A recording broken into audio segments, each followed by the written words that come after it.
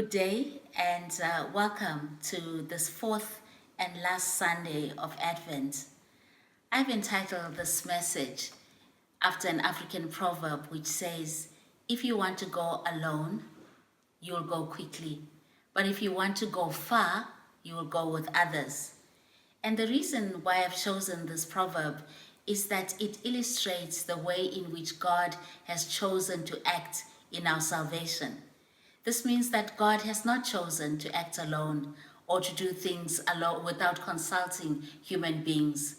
We see, for example, in the first readings in Isaiah, we see God speaking to King Ahaz and making a promise that one day Emmanuel will come.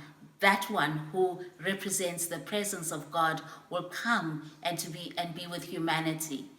And that the coming of Emmanuel will be through the virgin, the birth of a son from a virgin. So that's a promise that God makes to Ahaz. Centuries later, as we fast forward, we see when the angel is talking to Joseph, the angel says, do not be afraid to take Mary as your wife, because the son that she's carrying is Emmanuel, and that is Jesus, who will save humanity from their sins. And so what is interesting there is that God has promised to save humanity. God has promised to come in the person of Jesus Christ, and that Jesus will be born through a virgin, Mary. All of this is the participation of other human beings. Ahaz, who receives the promise, Mary, who agrees to give her body and her life so that Jesus can be born, so that she can be pregnant with Jesus. And we see Joseph also, participating. And all of this signals to us that when God wants to do something, when God decided to come and save humanity, God decided to make humanity participate in the plan of salvation. God could have actually done everything by God's self. God could have just made Jesus appear as an adult, could have just done everything quickly. But that was not the method that God chose, because God wanted to go further. God wanted to make the mission of salvation go far, far further than could ever be imagined. And so we see this participation. We see even the vulnerability of God.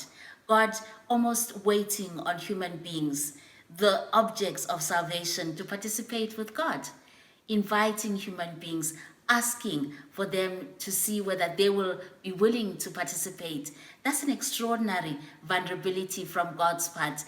And it says something about the way in which salvation works. Salvation is an invitation. It is about participation. It is about breaking the barriers between enemies. And I think it is the Apostle Paul who says that sin has made us enemies of God, and yet God chooses to reach down to us and reconcile us to God's self. And so we ask ourselves, we who are preparing to receive Christ during this period of Advent and during the Christmas period, what does this all say about us? What does it say about the way in which we do our things? Do we go out and do things our own way and not allow ourselves to work with others? We are reminded, again, I think Pope Francis reminds us in Laudato Si that we are all interconnected.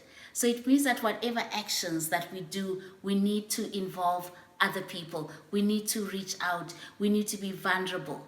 And particularly at this time in 2016, when we see the movements throughout the world where people are closing in, where there's a lot of exclusion of groups of people because of their color, because of their status, because of their sexuality. But Christmas and the participation that we see God doing in the whole plan of salvation calls us to be people who include others, who go out to reach out to others, who break barriers, who invite participation, who are part of the conversation with a promise. So to be able during this Christmas and this Advent time to allow the Emmanuel not only to be celebrated in Christmas, but to live with us, it means that we too need to be reaching out. We need to be cooperating with others in the salvation of the world and in all of creation. If God, who chose with all the power that God had to participate, to be vulnerable, to open up, to include others in the plan of salvation, who are we to not do the same thing? Who are we to want to do things on our own, to exclude others, to condescend in our relationship?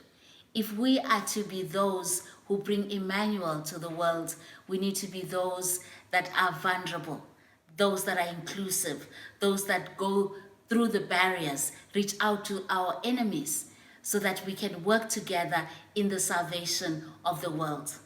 So as we bring Advent to a close, and as we prepare for the birth of Jesus, Emmanuel, God with us, may each and every one of us be an extension of Emmanuel. May each and every one of us be those that reach out, those that participate, those that recognize the connection with other human beings. And may it be said this Christmas, this year, that the children of God, the Christians, have been the one who have brought and broken through all the barriers that are separating humanity. This is what it means for Emmanuel to be with us today in 2016. May you have a blessed Advent. Thank you.